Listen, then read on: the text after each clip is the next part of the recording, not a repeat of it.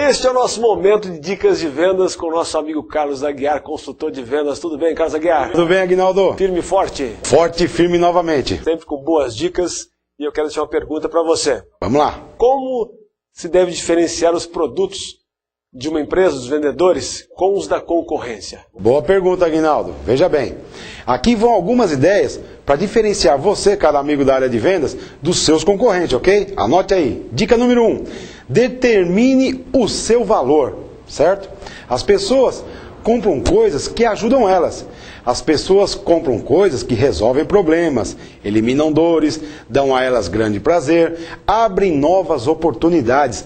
A primeira coisa que você deve saber é quais são todas as maneiras que existem onde o seu produto pode beneficiar os seus potenciais clientes, ok? Satisfazer o cliente. Exato, Aguinaldo. Dica número 2, encontre um mercado faminto, exatamente. Talvez existam milhares de potenciais clientes que podem comprar o que você vende. Mas o correto é você ir atrás daqueles que estão famintos pelo que você vende. Lembre-se novamente que você não está vendendo o seu produto. Você está vendendo maneiras de ajudar o seu cliente a fazer melhor o que ele faz hoje, ok? Dica número 3. Seja ótimo em alguma coisa. Uma vez que você tenha identificado melhor o mercado para você, aquele que está faminto por aquilo, que você é ótimo. Você estará pronto para se posicionar como um especialista.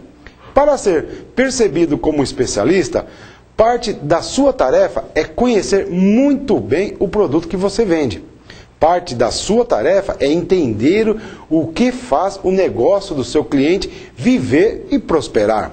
Um profissional é considerado especialista pelos clientes que ele atende quando ele é capaz de falar sobre os problemas e frustrações dos seus clientes de maneira sincera e confiável.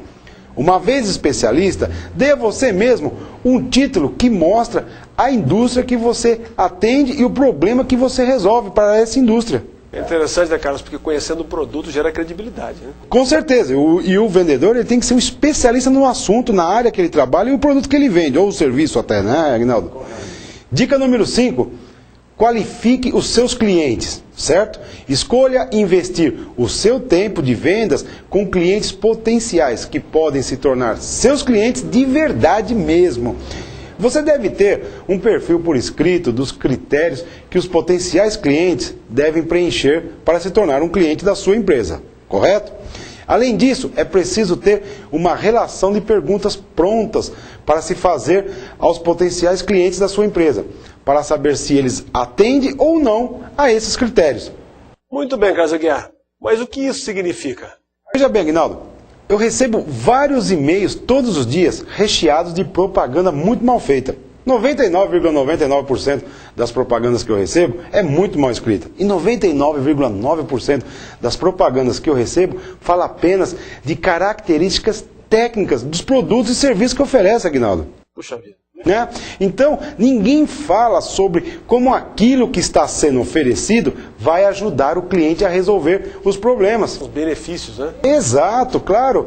Né? Então, quando você estiver frente a frente com um texto na sua próxima propaganda ou mala direta que você irá enviar ao seu cliente, leia bem o texto e pergunte a você mesmo: ok, mas o que isso significa para o meu cliente? Como essas características técnicas vão melhorar a vida das pessoas?